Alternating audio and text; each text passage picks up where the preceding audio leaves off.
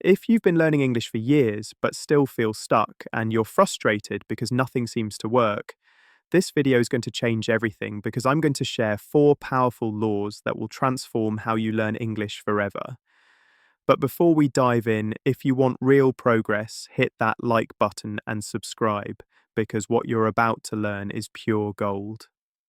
Hello everyone, I'm Mr. English Teacher. Welcome back to my channel. Today I'm going to talk about something different. I'm going to share 4 laws from the book The 15 Invaluable Laws of Growth by John Maxwell. But we're looking at them through one lens, learning English. And by the end of this video, you'll understand why some people improve fast while others stay stuck for years. Let's start with the first law, and this one hits hard. It's called the law of intentionality.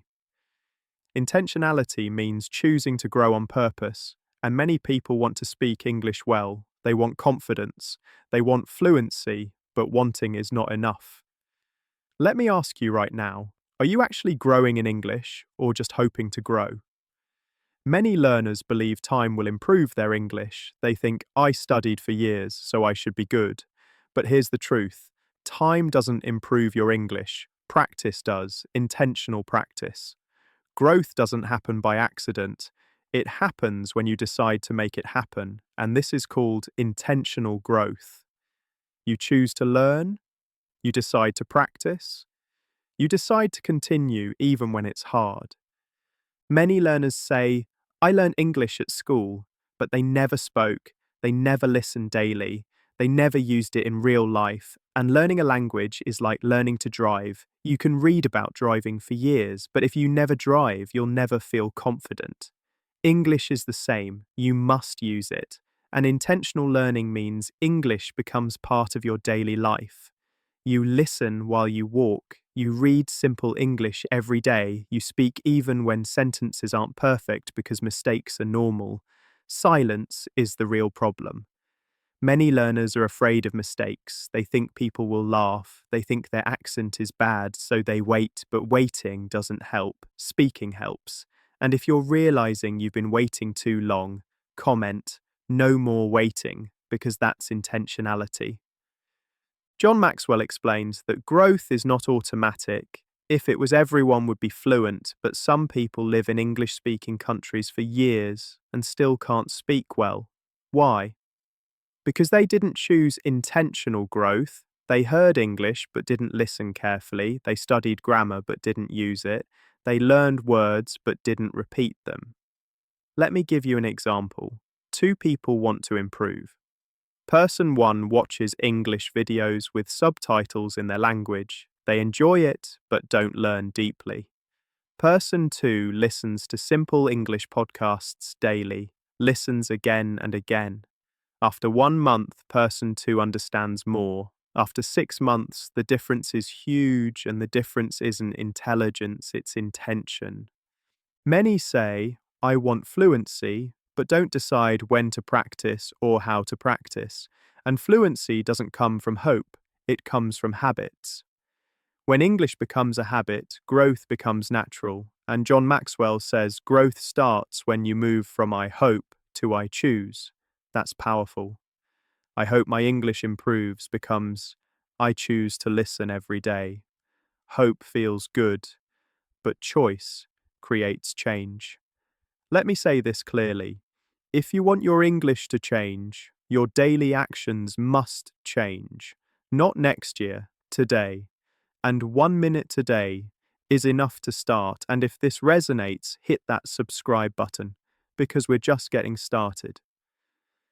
Now, the second law, the law of awareness, and this is simple but powerful, it says you must know yourself to grow yourself. Many learners work hard, study grammar, learn vocabulary, watch videos, but don't improve much. Why? Because they don't understand themselves as learners, and awareness means understanding who you are, how you learn, where your problems are. Imagine traveling to a new city, but not knowing where you are now. Can you choose the right road? No. Language learning is the same. If you don't know your level, weaknesses, habits, you can't choose the best way forward. Many learners say, "My English is bad, but that's too general. It doesn't help." Awareness means asking better questions. What part is weak? Listening, speaking, pronunciation, confidence? These questions give direction. For example, some learners understand well, watch videos, listen to podcasts, but freeze when speaking. They don't have a listening problem, they have a speaking habit problem, and if they study more grammar, it won't help. They need speaking practice. Awareness saves time. John Maxwell explains growth starts when you face reality, and reality isn't always comfortable. You may discover your level is lower than you thought, your methods aren't effective, but this is good news because once you see the real problem, you can fix it. Awareness isn't about judging yourself, it's understanding yourself. Some learners say, "I forget words fast." They're frustrated, but awareness asks, "How do I learn words?" Many only read word lists, don't use them, don't hear them in sentences, so forgetting is natural. When aware of this, they change method, learn words in sentences, repeat in context, use in stories about their life, and awareness leads to better strategy. Another part is honesty. Be honest with yourself, not cruel, just honest. Don't say, "I'm terrible." Say, "I need more speaking practice." And this small change creates hope. Maxwell also talks about knowing strengths. Many only think about weaknesses, but strengths matter too. Maybe you're good at listening, have good memory, enjoy reading, and these help you grow faster. There's also feedback. When someone corrects you, they're helping, but many avoid feedback, afraid of correction, thinking it means failure, but correction means learning. A child learns through constant correction. Adults need the same, and awareness means accepting feedback calmly. You listen, reflect, improve, and if you're learning something, hit that like button. You don't need perfect awareness, just better awareness than yesterday. Growth is a process. Today, realize one problem, tomorrow, fix it. This is progress, and awareness gives direction to growth. Without direction, effort is random. With direction, even small effort is powerful. Now, the third law, and this is emotional, personal, and extremely important, the law of the mirror. And it says, you must see value in yourself before others see value in you. You must believe in yourself before you can truly grow. For learners, this explains hidden problems. Many have knowledge, know grammar, vocabulary, understand English, but don't speak. Why? Inside, they don't believe they're good enough. The mirror isn't real, it's your self-image, the picture in your mind, and if you see yourself as bad at English, you act like someone bad at English. If you see yourself improving, your behavior changes. Growth follows self-image. Your progress follows what you believe about yourself. Many learners think, my pronunciation is terrible. I always make mistakes. I can't speak like others. I'm too old. And these feel honest, but they're dangerous. They become your inner voice, and if your inner voice is negative, learning becomes heavy and stressful. Many language learners aren't afraid of English. They're afraid of embarrassment, looking stupid, silence, being corrected, so they stay quiet. But silence doesn't improve English, it only protects ego. Maxwell says people who grow see themselves correctly, not too high, not too low, both are wrong. Healthy self-belief is realistic. My English isn't perfect, but improving. I make mistakes, but they help me learn. I'm not fluent yet, but on the path. And this thinking changes action. Two learners in same class, first thinks, I'm bad at speaking. When teacher asks, they look down, avoid eye contact, hope teacher doesn't choose them. Second thinks, speaking is hard, but I need practice. Feels nervous but raises hand. Both feel fear, but difference isn't confidence, it's self-belief, and confidence is acting when fear is present. This is powerful. Belief comes before performance. Many think, when my English is good, I'll feel confident. But confidence must come first. Not perfect, just enough to try. Maxwell explains, self-belief grows through small wins, a small success. Speak one sentence, understand one conversation, explain one idea. These moments matter. Another idea is self-talk, what you say to yourself. If negative, learning is painful. If supportive, learning is possible.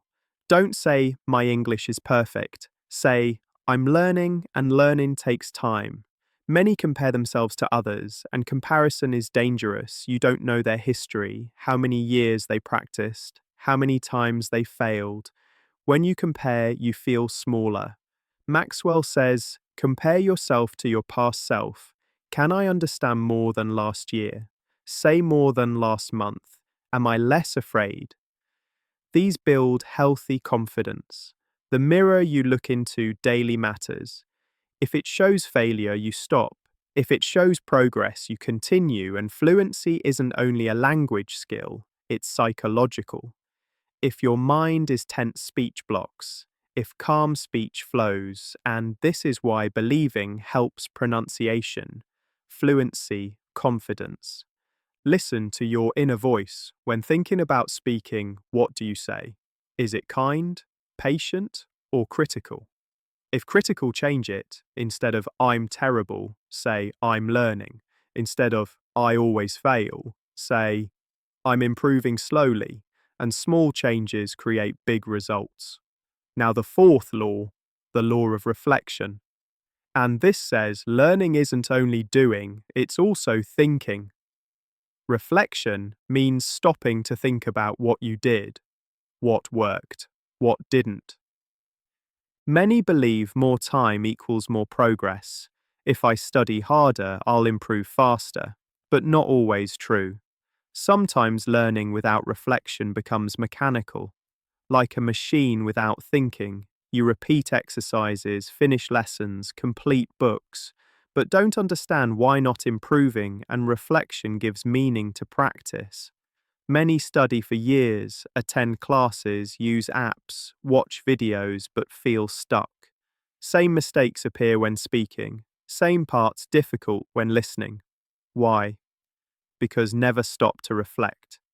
Reflection means asking, what did I practice today? What felt easy? Difficult? Why? These aren't exams. They're conversations with yourself, and the author explains experience alone doesn't make you better. Experience plus reflection does. Imagine a learner speaks English at work daily with colleagues but never thinks about speaking, never notices common mistakes, never thinks about structure, never checks pronunciation. After 1 year sounds almost the same. Now, imagine another also speaks at work but stops 5 minutes daily, thinks about one conversation, asks, which sentence was difficult? Writes it down, looks for better way to say it. This learner improves much faster, and the difference is reflection. Reflection doesn't need hours, it needs attention, and in learning attention turns experience into progress. Reflection helps use feedback better. When corrected, you can feel embarrassed and forget, or reflect and learn. Without reflection, feedback disappears. With reflection, feedback becomes a lesson. Maxwell says reflection requires discipline, doing something regularly, even when you don't feel like it. Reflection isn't exciting, it's calm, quiet, so many avoid it, prefer more action.